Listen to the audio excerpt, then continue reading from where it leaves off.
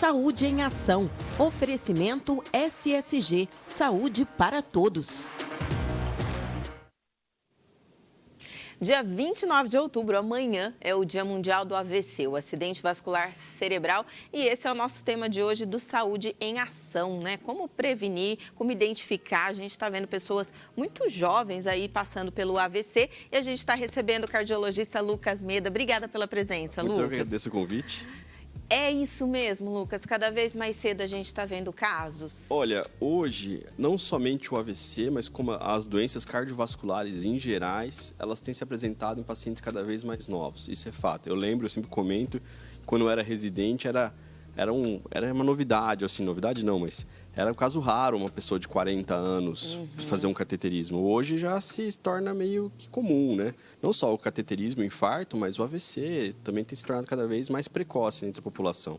O que é o AVC e como que a gente consegue perceber os primeiros sinais? O AVC, é uma... Difícil a gente classificar ele numa única doença, né? Porque são vários tipos de AVCs que podem acontecer, né? Ele pode ser característica de isquêmico, que é quando entope, ou pode ser por um sangramento. Entope uma veia. Entope uma veia na cabeça, né? Uma artéria na cabeça. Ah, tá. Ou por um sangramento, de um aneurisma. Então, todos esses se encaixam dentro da classe dos AVCs.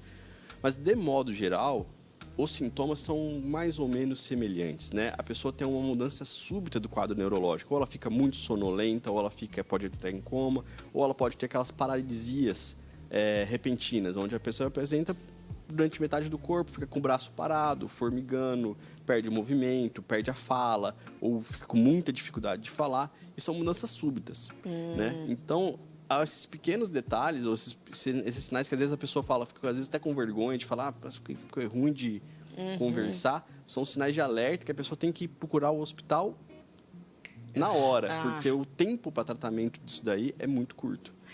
Tem alguns sintomas que às vezes a gente confunde, né? Principalmente nesse mundo ansioso que a gente vive, às vezes existem aqueles formigamentos, às vezes até eu já falei, será que eu estou tendo um AVC? E às vezes é uma ansiedade, um cansaço, alguma coisa assim. Antes desse sinal de alerta que a pessoa tem que correr para o hospital, tem algo que a gente já consegue perceber para não confundir com outros problemas? Olha, geralmente esses diagnósticos com ansiedade associados são difíceis mesmo de fazer diferença. Na dúvida, é melhor procurar o hospital, né? Procurar o serviço médico, porque às vezes era um AVC e a pessoa achou que era só uma ansiedade, né? Então, muitas vezes é difícil de... Melhor ter o excesso de zelo mesmo. Tem fator de risco para o AVC? Vários, tá? Aquilo que eu falei, depende muito do tipo. Mas os fatores de riscos clássicos ainda são os mesmos para as doenças cardiovasculares em geral, né? Hipertensão, diabetes, tabagismo, sedentarismo, são fatores que acometem todas as doenças cardiovasculares. Eles podem deixar doente qualquer artéria de qualquer parte do corpo. Tá aí, inclusive... Quando acomete na cabeça, você tem um AVC. Quando acomete no coração, você tem um infarto. Quando acomete os membros inferiores, você pode ter uma doença chamada IAPC. Então, tudo isso ainda são doenças do sistema cardiovascular.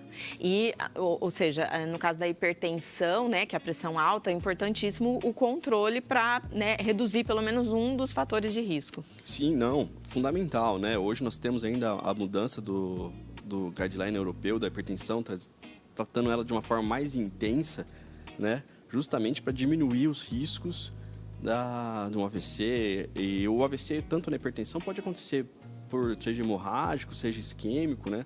São alterações que um pico hipertensivo não tratado, uma pressão alta. Aquela pessoa que tem sempre uma pressão 15/9, que acha que não... não, minha pressão é sempre assim, é o meu normal. Não é o seu normal, né? E ali tá lá, água mole e pedra dura, né? Pois uma hora causa Inclusive, o parâmetro de pressão normal acabou de ser meio que modificado, né? Então, a gente tem que ele se tornou mais rigoroso, né? Aquela pessoa que às vezes a gente tornava...